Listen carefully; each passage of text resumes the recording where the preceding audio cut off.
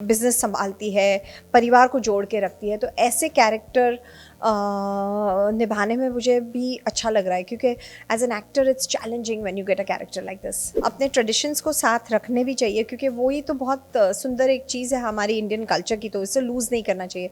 तो अंबिका भी वही करती है। सब्सक्राइब करें इंडिया फोरम्स हिंदी को और घंटी के निशान को दबाएं ताज़ा खबरों के लिए। क्या कहना चाहेंगे, कितना कुछ अलग होने वाला है इस शो के अंदर? बहुत ही यूनिक कॉन्सेप्ट है, बहुत ही अनोखा किरदार है, और मैं बहुत खुश हूँ कि आई एम पार्ट ऑफ क्योंकि सास माँ बहू बेटी होती है, एंड मज़ा आएगा सबको। जैसे मैंने बोला, कहानी इतनी इंटरेस्टिंग थी और इतने पॉजिटिव मैसेज के साथ हम आ रहे हैं, तो मुझे इमिजिएटली मैंने हाँ बोल दिया। I didn't even think twice, I said yes, I am doing this show. सबसे बेस्ट पार्ट यही लगा कि एक सास जो संकल्प लेती है कि वो अब जो लड़की है उसे अडॉप्ट करेगी और उसे अपनी बहू बनाएगी, पर उसे रेस करेगी एज अ बेटी, और फिर जाके उसका चॉइस है कि उसे बहू बनना है कि नहीं इस घर का। So it's a very interesting concept.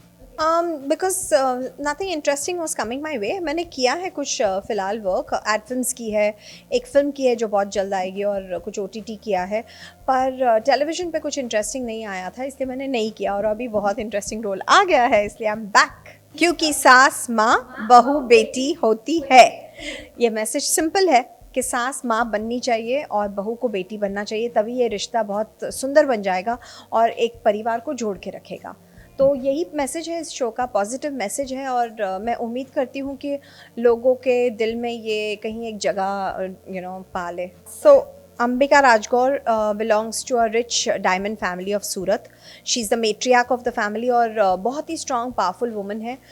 Husband उनका यंग एज में चले गए हस्बैंड, उसके बाद वो अपने बेटे को संभाल रही है अकेली, और बिज़नेस संभालती है, परिवार को जोड़ के रखती है। तो ऐसे कैरेक्टर निभाने में मुझे भी अच्छा लग रहा है, क्योंकि as an actor it's challenging when you get a character like this. बहुत चैलेंजिंग है, but at the same time I am enjoying it, so it's becoming easy. So Ambika और मानसी ना, सच बताऊँ तो कई मायने में बहुत सिमिलर है, डिफरेंसेस कुछ नहीं है, because I also believe that you have to be modern, you have to be progressive, but हाँ, अपने ट्रेडिशंस को साथ रखने भी चाहिए, क्योंकि वही तो बहुत सुंदर एक चीज़ है हमारी इंडियन कल्चर की, तो इसे लूज़ नहीं करना चाहिए।